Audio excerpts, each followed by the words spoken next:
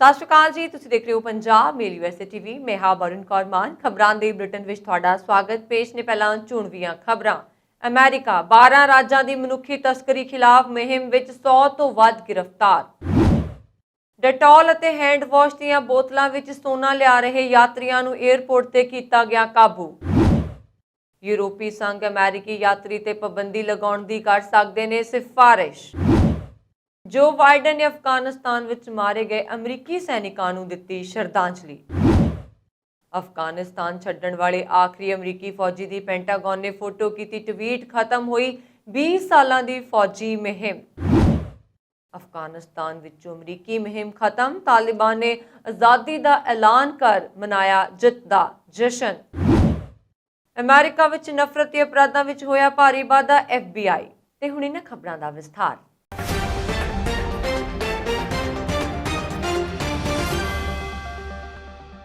America ਵਿੱਚ 12 ਸੂਬਿਆਂ ਵੱਲੋਂ ਤਾਲਮੇਲ ਪੈਦਾ ਕਰਕੇ ਮਨੁੱਖੀ ਤਸਕਰੀ ਵਿਰੁੱਧ ਚਲਾਈ ਮੁਹਿੰਮ ਵਿੱਚ 100 ਤੋਂ ਜ਼ਿਆਦਾ ਦੋਸ਼ੀ ਗ੍ਰਿਫਤਾਰ ਕੀਤੇ ਗਏ ਹਨ। ਇਸ ਤੋਂ ਇਲਾਵਾ ਇਸ ਕਾਰਵਾਈ ਦੀ ਮਦਦ ਨਾਲ ਮਨੁੱਖੀ ਤਸਕਰੀ ਦੇ ਤਕਰੀਬਨ 47 ਪੀੜਤਾਂ ਨੂੰ ਬਚਾਇਆ ਵੀ ਗਿਆ।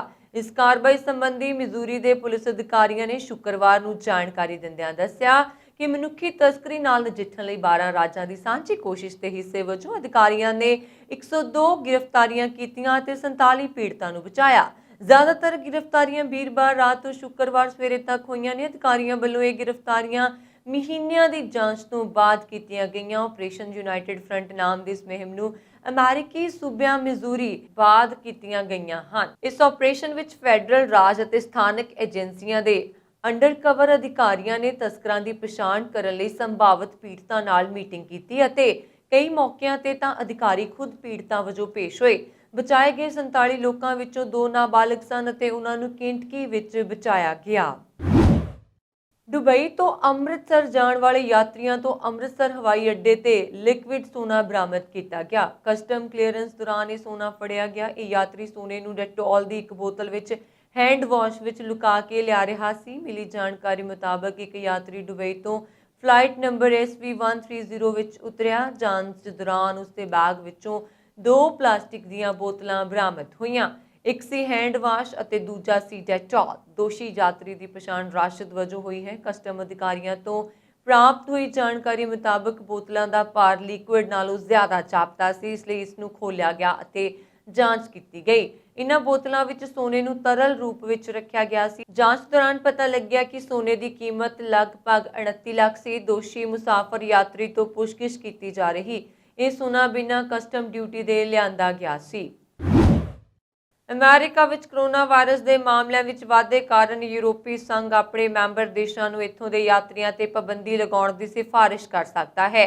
EU ਦੇ ਇੱਕ ਡਿਪਲੋਮੈਟ ਨੇ ਸੋਮਵਾਰ ਨੂੰ ਇਹ ਜਾਣਕਾਰੀ ਦਿੱਤੀ। ਜੂਨ ਵਿੱਚ 27 ਮੈਂਬਰੀ ਯੂਰਪੀ ਸੰਘ ਨੇ ਅਮਰੀਕੀ ਯਾਤਰੀਆਂ ਤੇ ਲਗਾਈ ਗਈ ਪਾਬੰਦੀ ਖਤਮ ਕਰ ਦਿੱਤੀ ਸੀ। ਹੁਣ ਗੈਰ ਜ਼ਰੂਰੀ ਯਾਤਰਾ ਲਈ ਸੁਰੱਖਿਅਤ ਦੇਸ਼ਾਂ ਦੀ ਸੂਚੀ ਤੋਂ ਅਮਰੀਕਾ ਨੂੰ ਹਟਾਉਣ ਦਾ ਫੈਸਲਾ ਕੀਤਾ ਜਾ ਸਕਦਾ ਹੈ। EU ਦੇ ਡਿਪਲੋਮੈਟ ਮੁਤਾਬਕ ਇਸ ਹਫ਼ਤੇ ਇਹ ਨਿਰਦੇਸ਼ ਲਾਗੂ ਹੋ ਸਕਦੇ ਨੇ, ਭਾਵੇਂ ਕਿ ਹਾਲੇ ਵੀ ਇਸ ਫੈਸਲੇ ਦੀ ਸਮੀਖਿਆ ਤੇ ਕੰਮ ਚੱਲ ਰਿਹਾ। ਕੋਈ ਵੀ ਫੈਸਲਾ ਗੈਰ ਬਾਈਂਡਿੰਗ ਹੋਵੇਗਾ। ਯੂਰਪੀ ਸੰਘ ਦੇ ਦੇਸ਼ਾਂ ਵਿੱਚ ਕੋਵਿਡ-19 ਦੇ ਮੱਦੇਨਜ਼ਰ ਯਾਤਰਾ ਸੰਬੰਧੀ ਕੋਈ ਰਜਿਸਟਰਡ ਨੀਤੀ ਨਹੀਂ ਹੈ ਅਤੇ ਸੰਬੰਧਿਤ ਦੇਸ਼ ਦੀ ਸਰਕਾਰ ਨੇ ਇਹ ਫੈਸਲਾ ਲੈਣਾ ਹੁੰਦਾ ਹੈ ਕਿ ਅਮਰੀਕੀ ਯਾਤਰੀਆਂ ਲਈ ਸਰਹੱਦ ਖੋਲ੍ਹੀ ਜਾਵੇ ਜਾਂ ਨਹੀਂ। ਯੂਰਪੀ ਪਰਿਸ਼ਦ ਕੋਰੋਨਾ ਵਾਇਰਸ ਦੇ ਇਨਫੈਕਸ਼ਨ ਦੇ ਪੱਧਰ ਦੇ ਆਧਾਰ ਤੇ ਆਪਣੀ ਸੂਚੀ ਨੂੰ ਅਪਡੇਟ ਕਰਦਾ ਹੈ। ਹਰ 2 ਹਫ਼ਤੇ ਬਾਅਦ ਇਸ ਦੀ ਸਮੀਖਿਆ ਕੀਤੀ ਜਾਂਦੀ ਹੈ। ਸੂਚੀ ਮੁਤਾਬਕ ਯਾਤਰਾ ਇਜਾਜ਼ਤ ਲਈ ਪਿਛਲੇ 14 ਦਿਨਾਂ ਵਿੱਚ ਪ੍ਰਤੀ 1 ਲੱਖ ਆਬਾਦੀ ਤੇ ਕੋਵਿਡ-19 ਦੇ 75 ਤੋਂ ਵੱਧ ਮਾਮਲੇ ਨਹੀਂ ਹੋਣੇ ਚਾਹੀਦੇ। ਹਾਲ ਹੀ ਦੇ ਹਫ਼ਤਿਆਂ ਵਿੱਚ ਅਮਰੀਕਾ ਵਿੱਚ ਕੋਰੋਨਾ ਵਾਇਰਸ ਦੇ ਮਾਮਲੇ ਵੱਧ ਰਹੇ ਨੇ। ਅਮਰੀਕਾ ਵਿੱਚ ਪਿਛਲੇ ਹਫ਼ਤੇ ਰੋਜ਼ਾਨਾ ਔਸਤਨ 1,52,000 ਤੋਂ ਵੱਧ ਮਾਮਲੇ ਆਏ ਅਤੇ ਹਸਪਤਾਲਾਂ ਵਿੱਚ ਵੀ ਮਰੀਜ਼ਾਂ ਦੀ ਗਿਣਤੀ ਵੱਧ ਗਈ ਹੈ। ਅਮਰੀਕੀ ਰਾਸ਼ਟਰਪਤੀ ਜੋ ਬਾਈਡਨ ਨੇ ਐਤਵਾਰ ਨੂੰ ਕਾਬੁਲ ਹਵਾਈ ਅੱਡੇ ਹਮਲੇ ਵਿੱਚ ਮਾਰੇ ਗਏ 13 ਅਮਰੀਕੀ ਸੈਨਿਕਾਂ ਤੇ ਮ੍ਰਿਤਕ ਸ਼ਰੀਰ ਡੋਵਰ 에ਅਰਫੋਰਸ ਬੇਸ ਵਿਖੇ ਪਹੁੰਚਣ ਤੇ ਸਨਮਾਨ ਸਹਿਤ ਸ਼ਰਧਾਂਜਲੀ ਦਿੱਤੀ। ਇਸ ਮੌਕੇ ਆਪਣੀ ਪਤਨੀ ਜਿਲ ਬਾਈਡਨ ਅਤੇ ਹੋਰ ਅਧਿਕਾਰੀਆਂ ਸਮੇਤ ਜੋ ਬਾਈਡਨ ਨੇ ਮ੍ਰਿਤਕ ਸੈਨਿਕਾਂ ਦੇ ਪਰਿਵਾਰਾਂ ਨਾਲ ਮੁਲਾਕਾਤ ਵੀ ਕੀਤੀ। ਜ਼ਿਕਰਯੋਗ ਹੈ ਕਿ ਇਸ ਹਮਲੇ ਦੇ ਮ੍ਰਿਤਕਾਂ ਦੀ ਉਮਰ 20 ਤੋਂ 31 ਸਾਲ ਤੱਕ ਸੀ ਅਤੇ ਇਹ ਕੈਲੀਫੋਰਨੀਆ, ਮੈਸਾਚੁਸੇਟਸ ਅਤੇ ਕੁਝ ਹੋਰ ਰਾਜਾਂ ਤੋਂ ਆਏ ਸਨ।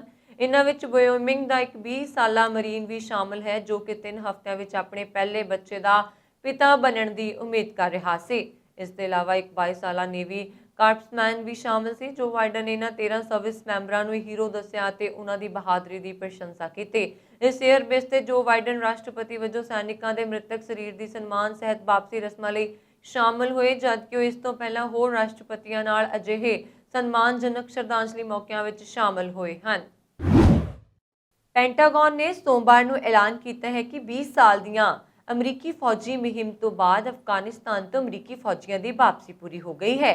ਅਮਰੀਕੀ ਰੱਖਿਆ ਵਿਭਾਗ ਪੈਂਟਾਗਨ ਨੇ ਟਵੀਟ ਕਰਕੇ ਦੱਸਿਆ ਕਿ ਅਫਗਾਨਿਸਤਾਨ ਛੱਡਣ ਵਾਲਾ ਆਖਰੀ ਅਮਰੀਕੀ ਫੌਜੀ ਮੇਜਰ ਜਨਰਲ ਕ੍ਰਿਸ ਟੋਨਿਊ ਹੈ, ਜੋ 30 ਅਗਸਤ ਨੂੰ C-17 ਜਹਾਜ਼ ਵਿੱਚ ਸਵਾਰ ਹੋਇਆ ਸੀ ਤੇ ਇਹ ਕਾਬੁਲ ਵਿੱਚ ਅਮਰੀਕੀ ਮਿਸ਼ਨ ਦੇ ਅੰਤ ਦਾ ਪ੍ਰਤੀਕ ਹੈ।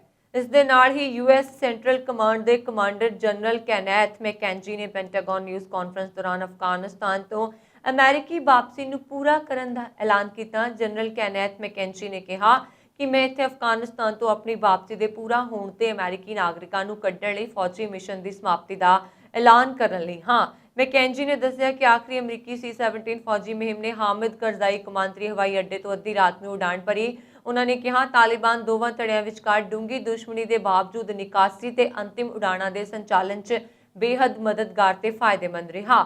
ਦੱਸ ਦੇਈਏ ਕਿ ਅਲ-ਕਾਇਦਾ ਵੱਲੋਂ ਅਮਰੀਕਾ ਤੇ 11 ਸਤੰਬਰ 2001 ਦੇ ਹਮਲਿਆਂ ਤੋਂ ਬਾਅਦ 2001 ਵਿੱਚ ਤਾਲਿਬਾਨ ਨੂੰ ਸੱਤਾ ਤੋਂ ਬੇਦਖਲ ਕਰਨ ਲਈ ਅਮਰੀਕੀ ਫੌਜੀ ਨਾਟੋ ਗੱਠਜੋੜ ਦੀ ਅਗਵਾਈ ਵਿੱਚ ਅਫਗਾਨਿਸਤਾਨ ਆਏ ਸਨ। ਰਾਸ਼ਟਰਪਤੀ ਜੋ ਬਾਈਡਨ ਨੇ ਇਸ ਸਾਲ ਦੀ ਸ਼ੁਰੂਆਤ ਵਿੱਚ ਅਮਰੀਕੀ ਫੌਜ ਦੀ ਵਾਪਸੀ ਲਈ 21 ਅਗਸਤ ਦੀ ਸਮੇਂ ਸੀਮਾ ਤੈਅ ਕੀਤੀ ਸੀ। ਉੱਥੇ ਹੀ ਇਸਲਾਮਿਕ ਸਟੇਟ ਖੁਰਾਸਨ ਨੇ 2 ਹਫ਼ਤਿਆਂ ਦੀ ਨਿਕਾਸੀ ਮੁਹਿੰਮ ਦੌਰਾਨ 2 ਹਮਲੇ ਕੀਤੇ ਸਨ। ਇੱਕ ਆਤਮਘਾਤੀ ਬੰਬ ਧਮਾਕੇ ਵਿੱਚ 13 ਅਮਰੀਕੀ ਫੌਜੀਆਂ ਸਮੇਤ 120 ਤੋਂ ਜ਼ਿਆਦਾ ਲੋਕ ਮਾਰੇ ਗਏ ਸਨ। ਇਸ ਤੋਂ ਬਾਅਦ ਭਾਰੀ ਸੁਰੱਖਿਆ ਦੌਰਾਨ ਕਾਬੁਲ ਹਵਾਈ ਅੱਡੇ ਤੋਂ ਅੰਤਿਮ ਉਡਾਣ ਮੁਕੰਮਲ ਹੋਈ ਹੈ। ਤਾਲਿਬਾਨ ਨੇ ਦੇਸ਼ ਤੋਂ ਅਮਰੀਕੀ ਫੌਜੀਆਂ ਦੀ ਪੂਰਨ ਵਾਪਸੀ ਦੇ ਬਾਅਦ ਅਫਗਾਨਿਸਤਾਨ ਦੇ ਪੂਰੀ ਤਰ੍ਹਾਂ ਆਜ਼ਾਦ ਹੋਣ ਦਾ ਐਲਾਨ ਕੀਤਾ। ਤਾਲਿਬਾਨ ਦੇ ਬੁਲਾਰੇ ਜ਼ਬੀਹੁੱਲਾ ਮੁਜਾਹਿਦ ਨੇ ਮੰਗਲਵਾਰ ਨੂੰ ਕਿਹਾ, ਸਾਰੇ ਅਮਰੀਕੀ ਫੌਜੀ ਕਾਬੁਲ ਹਵਾਈ ਅੱਡੇ ਤੋਂ ਰਵਾਨਾ ਹੋ ਗਏ ਨੇ ਅਤੇ ਹੁਣ ਸਾਡਾ ਦੇਸ਼ ਪੂਰੀ ਤਰ੍ਹਾਂ ਆਜ਼ਾਦ ਹੈ। ਅਮਰੀਕਾ ਨੇ ਵੀ ਮੰਗਲਵਾਰ ਨੂੰ ਡੈਡਲਾਈਨ ਤੋਂ ਪਹਿਲਾਂ ਆਪਣੇ ਫੌਜੀਆਂ ਦੀ ਵਾਪਸੀ ਦੀ ਪੁਸ਼ਟੀ ਕੀਤੀ, ਜਿਸ ਦੇ ਨਾਲ ਹੀ ਇਸ ਯੁੱਧ ਪ੍ਰਭਾਵਿਤ ਦੇਸ਼ ਵਿੱਚ ਕਰੀਬ 20 ਸਾਲ ਦੀ ਅਮਰੀਕੀ ਫੌਜ ਦੀ ਮੌਜੂਦਗੀ ਖਤਮ ਹੋ ਗਈ। ਤਾਲਿਬਾਨ ਦੇ ਲੜਾਕਿਆਂ ਨੇ ਅਮਰੀਕੀ ਜਹਾਜ਼ਾਂ ਨੂੰ ਸੋਮਵਾਰ ਦੇਰ ਰਾਤ ਰਵਾਨਾ ਹੁੰਦਿਆਂ ਦੇਖਿਆ ਅਤੇ ਫਿਰ ਹਵਾ ਵਿੱਚ ਗੋਲੀਆਂ ਅਤੇ ਪਟਾਕੇ ਚਲਾ ਕੇ ਆਪਣੀ ਜਿੱਤ ਦਾ ਜਸ਼ਨ ਮਨਾਇਆ। ਕਾਬੁਲ ਹਵਾਈ ਅੱਡੇ ਤੇ ਤਾਇਨਾਤ ਤਾਲਿਬਾਨ ਦੇ ਇੱਕ ਲੜਾਕੇ ਹਿਮਾਦ ਸ਼ੇਰਜ਼ਾਦ ਨੇ ਕਿਹਾ, ਆਖਰੀ 5 ਜਹਾਜ਼ ਰਵਾਨਾ ਹੋ ਗਏ ਹਨ ਅਤੇ ਹੁਣ ਇਹ ਮੁਹਿੰਮ ਖਤਮ ਹੋ ਗਈ ਹੈ। ਆਪਣੀ ਖੁਸ਼ੀ ਬਿਆਨ ਕਰਨ ਲਈ ਮੇਰੇ ਕੋਲ ਸ਼ਬਦ ਨਹੀਂ, ਸਾਡੇ 20 ਸਾਲ ਦਾ ਬਲੀਦਾਨ ਕੰਮ ਆਇਆ। ਅਮਰੀਕੀ ਸੈਂਟਰਲ ਕਮਾਂਡ ਦੇ ਜਨਰਲ ਫਰੈਂਕ ਮੈਕੈਂਜੀ ਨੇ ਵੀ ਵਾਸ਼ਿੰਗਟਨ ਵਿੱਚ ਮੁਹਿੰਮ ਖਤਮ ਹੋਣ ਦਾ ਐਲਾਨ ਕੀਤਾ ਅਤੇ ਦੱਸਿਆ ਕਿ ਕਾਬੁਲ ਹਵਾਈ ਅੱਡੇ ਤੋਂ ਦੇਰ ਰਾਤ 3:29 ਤੇ ਆਖਰੀ ਜਹਾਜ਼ ਨੇ ਉਡਾਨ ਭਰੀ। 2020 ਵਿੱਚ ਅਮਰੀਕਾ ਵਿੱਚ ਨਫ਼ਰਤੀ ਅਪਰਾਧ ਪਿਛਲੇ 12 ਸਾਲਾਂ ਦੇ ਸਭ ਤੋਂ ਉੱਪਰਲੇ ਪੱਧਰ ਉੱਪਰ ਪੁੱਜ ਗਏ। ਇਹ ਖੁਲਾਸਾ FBI ਨੇ ਕੀਤਾ। ਪਿਛਲੇ 1000 ਸਾਲਾਂ ਤੋਂ ਵੱਧ ਲੋਕਾਂ ਨੇ ਲਾਅ ਇਨਫੋਰਸਮੈਂਟ ਏਜੰਸੀਆਂ ਤੱਕ ਪਹੁੰਚ ਕਰਕੇ ਜਾਤ, ਧਰਮ, ਲਿੰਗ ਜਾਂ ਅੰਗਹੀਣਤਾ ਕਾਰਨ ਨਫ਼ਰਤ ਤੇ ਹਿੰਸਾ ਦਾ ਸ਼ਿਕਾਰ ਹੋਣ ਦੀ ਸ਼ਿਕਾਇਤ ਕੀਤੀ। FBI ਅਨੁਸਾਰ ਇਹ ਗਿਣਤੀ ਪਿਛਲੇ ਸਾਲਾਂ ਦੀ ਤੁਲਨਾ ਵਿੱਚ ਜ਼ਿਆਦਾ ਹੈ। FBI ਵੱਲੋਂ ਜਾਰੀ ਰਿਪੋਰਟ ਵਿੱਚ ਕਿਹਾ ਗਿਆ ਹੈ ਕਿ 2020 ਵਿੱਚ ਉਸ ਕੋਲ 7700 ਤੋਂ ਵੱਧ ਲੋਕਾਂ ਵੱਲੋਂ ਨਫ਼ਰਤ ਤੇ ਹਿੰਸਾ ਦਾ ਸ਼ਿਕਾਰ ਹੋਣ ਦੀਆਂ ਸ਼ਿਕਾਇਤਾਂ ਦਰਜ ਕਰਵਾਈਆਂ ਗਈਆਂ, ਜੋ ਕਿ 2019 ਦੀ ਤੁਲਨਾ ਵਿੱਚ 450 ਸ਼ਿਕਾਇਤਾਂ ਵੱਧ ਨੇ। ਇਹ ਵਾਧਾ ਇਸ ਹਕੀਕਤ ਦੇ ਬਾਵਜੂਦ ਹੋਇਆ ਹੈ ਕਿ ਕਈ ਏਜੰਸੀਆਂ ਨੇ ਆਪਣੇ ਖੇਤਰ ਵਿੱਚ ਵਪਾਰੀ ਨਫ਼ਰਤੀ ਅਪਰਾਧ ਦੀਆਂ ਘਟਨਾਵਾਂ ਬਾਰੇ ਜਾਣਕਾਰੀ ਹੀ ਨਹੀਂ ਦਿੱਤੀ। ਰਿਪੋਰਟ ਅਨੁਸਾਰ ਪਿਛਲੇ ਸਾਲ ਨਫ਼ਰਤੀ ਅਪਰਾਧ ਦੀਆਂ 7783 ਘਟਨਾਵਾਂ ਦਰਜ ਹੋਈਆਂ। 2008 ਤੋਂ ਬਾਅਦ ਪਹਿਲੀ ਵਾਰ ਇੰਨੀ ਵੱਡੀ ਗਿਣਤੀ ਵਿੱਚ ਨਫ਼ਰਤੀ ਅਪਰਾਧ ਹੋਏ ਨੇ। ਇਨ੍ਹਾਂ ਵਿੱਚ 2775 ਸਿਆਫ ਆਮ ਲੋਕ ਨਫ਼ਰਤੀ ਹਿੰਸਾ ਦਾ ਸ਼ਿਕਾਰ ਹੋਏ, ਜਦਕਿ 2019 ਵਿੱਚ ਇਹ ਗਿਣਤੀ 1930 ਸੀ। 274 ਏਸ਼ੀਅਨਾਂ ਨੂੰ ਸਿਰਫ ਇਹ ਲੋਕਾਂ ਦੀ ਹਿੰਸਾ ਦਾ ਸਾਹਮਣਾ ਕਰਨਾ ਪਿਆ, ਜਦਕਿ 2019 ਵਿੱਚ ਇਹ ਗਿਣਤੀ 161 ਸੀ। 62% ਲੋਕਾਂ ਨੂੰ ਆਪਣੀ ਨਸਲ ਜਾਂ ਜਾਤ ਕਾਰਨ ਨਫ਼ਰਤ ਤੇ ਹਿੰਸਾ ਦਾ ਸਾਹਮਣਾ ਕਰਨਾ ਪਿਆ। 2019 ਵਿੱਚ ਇਹ ਗਿਣਤੀ 58% ਸੀ। 2020 ਵਿੱਚ 13% ਲੋਕਾਂ ਨੂੰ ਧਰਮ ਕਾਰਨ ਨਫ਼ਰਤ ਤੇ ਹਿੰਸਾ ਦਾ ਸਾਹਮਣਾ ਕਰਨਾ ਪਿਆ, ਜਦਕਿ 20% ਮਾਮਲੇ ਲਿੰਗ ਆਧਾਰਿਤ ਨਫ਼ਰਤ ਤੇ ਹਿੰਸਾ ਨਾਲ ਸੰਬੰਧਿਤ ਹਨ। ਇਸ ਦੌਰਾਨ ਅਟਾਰਨੀ ਜਨਰਲ ਮੈਰਿਕ ਗਾਰਲੈਂਡ ਨੇ ਜਾਰੀ ਇੱਕ ਬਿਆਨ ਵਿੱਚ ਕਿਹਾ ਹੈ ਕਿ ਨਫ਼ਰਤੀ ਅਪਰਾਧ ਨੂੰ ਰੋਕਣਾ ਤੇ ਨਫ਼ਰਤੀ ਘਟਨਾ ਦੇ ਮਾਮਲੇ ਵਿੱਚ ਫੌਰਨ ਕਾਰਵਾਈ ਕਰਨੀ ਨਿਆਂ ਵਿਭਾਗ ਦੀ ਉੱਚ ਤਰਜੀਹ ਹੈ।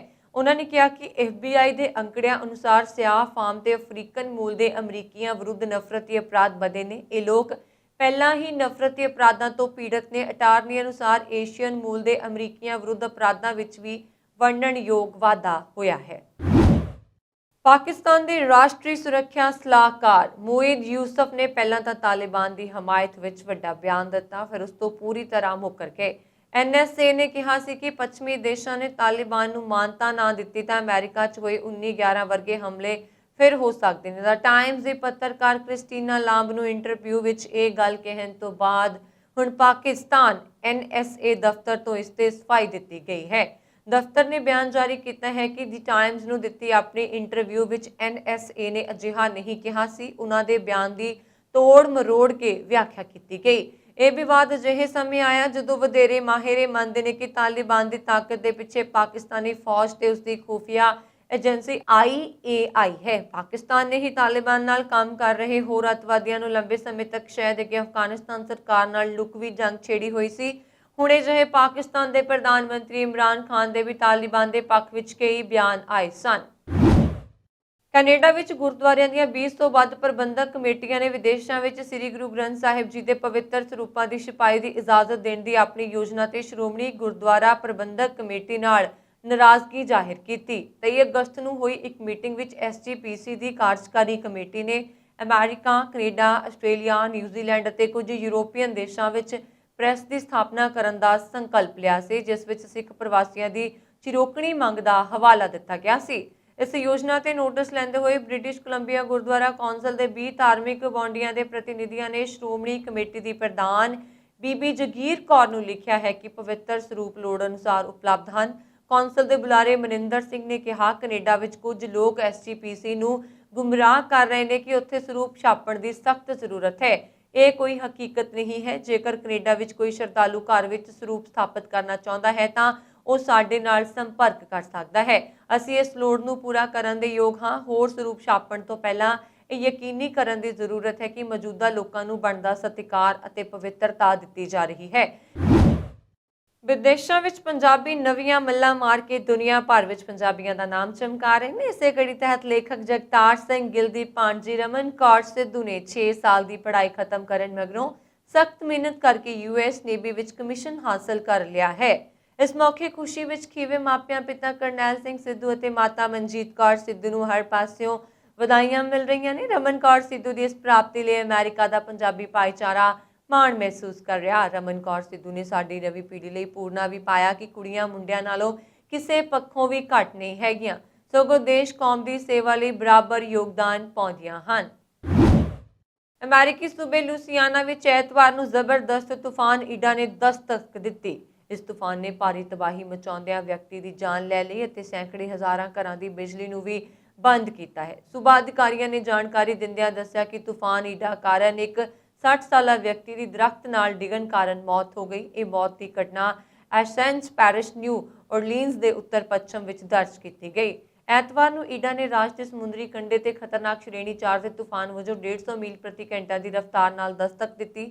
ਇਹ ਤੂਫਾਨ ਸੂਬੇ ਦੇ ਅੰਦਰੂਨੀ ਖੇਤਰਾਂ ਵਿੱਚ ਘੁੰਮਦਾ ਰਿਹਾ ਅਤੇ ਇਸਨੇ ਫਿਰ ਸ਼੍ਰੇਣੀ 2 ਵਜੋਂ ਨਿਊ ਔਰਲੀਨਜ਼ ਨੂੰ 30 ਮੀਲ ਦੀ ਰਫ਼ਤਾਰ ਨਾਲ ਪਾਰ ਕੀਤਾ। ਇਸ ਤੂਫਾਨ ਕਾਰਨ ਨਿਊ ਔਰਲੀਨਜ਼ ਦੇ ਨਿਵਾਸੀਆਂ ਨੂੰ ਬਿਜਲੀ ਦੀ ਸਮੱਸਿਆ ਦਾ ਵੀ ਸਾਹਮਣਾ ਕਰਨਾ ਪਿਆ। ਅਧਿਕਾਰੀਆਂ ਅਨੁਸਾਰ ਜੇਫਰੰਸ ਪੈਰਿਸ਼ ਖੇਤਰ ਦਾ ਲਗਭਗ 97% ਹਿੱਸਾ ਬਿਜਲੀ ਤੋਂ ਰਹਿਤ ਸੀ ਕਿਉਂਕਿ ਬਿਜਲੀ ਟਾਵਰ ਮਿਸੀਸਿਪੀ ਨਦੀ ਵਿੱਚ ਡਿੱਗ ਗਿਆ ਸੀ। ਅਮਰੀਕਾ ਵਿੱਚ ਬਿਜਲੀ ਸਪਲਾਈ ਨੂੰ ਟਰੈਕ ਕਰਨ ਵਾਲੀ ਇੱਕ ਵੈਬਸਾਈਟ ਅਨੁਸਾਰ ਈਡਾ ਕਾਰਨ 2 ਸਟੇਟਾਂ ਲੂਸੀਆਨਾ ਅਤੇ ਮਿਸੀਸਿਪੀ ਵਿੱਚ 1 ਮਿਲੀਅਨ ਤੋਂ ਵੱਧ ਲੋਕ ਬਿਜਲੀ ਬੰਦ ਤੋਂ ਪ੍ਰਭਾਵਿਤ ਹੋਏ। ਅਮਰੀਕੀ ਸਟੇਟ ਟੈਨੈਸੀ ਵਿੱਚ ਪਿਛਲੇ ਦਿਨੀ ਆਏ ਹੜ੍ਹਾਂ ਕਾਰਨ ਹੋਏ ਨੁਕਸਾਨ ਵਿੱਚ ਪੀੜਤਾਂ ਦੀ ਮਦਦ ਲਈ ਦੇਸ਼ ਭਰ ਵਿੱਚੋਂ ਵਲੰਟੀਅਰਾਂ ਦੁਆਰਾ ਮਦਦ ਲਈ ਸ਼ਮੂਲੀਅਤ ਕੀਤੀ ਗਈ।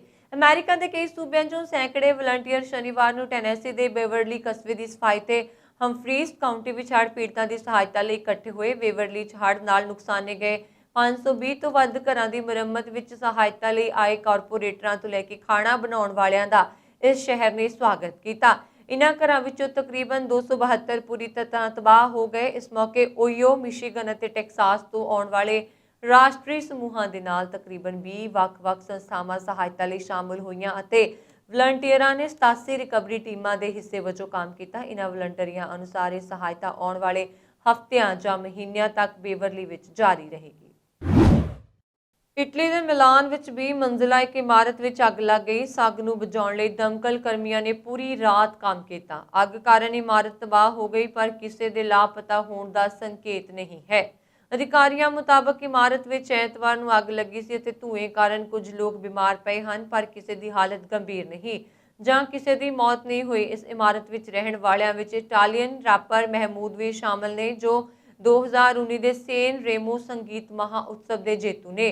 ਰੋਮ ਵਿੱਚ ਗ੍ਰਹਿ ਮੰਤਰਾਲੇ ਦੇ ਇੱਕ ਅਧਿਕਾਰੀ ਕਾਰਲੋ ਸੀਬੀਆ ਨੇ ਕਿਹਾ ਕਿ ਅੱਗ ਲੱਗਣ ਦੇ ਕਾਰਨਾਂ ਦਾ ਪਤਾ ਲਗਾਇਆ ਜਾ ਰਿਹਾ, ਪਰ ਅਜਿਹਾ ਲੱਗਦਾ ਹੈ ਕਿ ਅੱਗ ਦੇ ਤੇਜ਼ੀ ਨਾਲ ਫੈਲਣ ਦਾ ਕਾਰਨ ਥਰਮਲ ਕਵਰਿੰਗ ਹੈ। ਦਮਕਲ ਕਰਮੀਆਂ ਨੇ ਫਲੈਟਾਂ ਦੇ ਦਰਵਾਜ਼ੇ ਤੋੜ-ਤੋੜ ਕੇ ਦੇਖਿਆ ਕਿ ਕਿਤੇ ਕੋਈ ਸ਼ਖਸ ਫਸਿਆ ਹੋਇਆ ਤਾਂ ਨਹੀਂ। ਕਮਾਂਡਰ ਫੇਲਿਸ ਇਰਾਕਾ ਨੇ ਕਿਹਾ ਕਿ ਕਿਸੇ ਦੇ ਵੀ ਲਾਪਤਾ ਹੋਣ ਦੇ ਸਬੂਤ ਨਹੀਂ। ਕਰੀਬ 200 ਫੁੱਟ ਉੱਚੀ ਇਹ ਇਮਾਰਤ 2021 ਵਿਕਾਸ ਪ੍ਰੋਜੈਕਟਾਂ ਦਾ ਇੱਕ ਹਿੱਸਾ ਹੈ।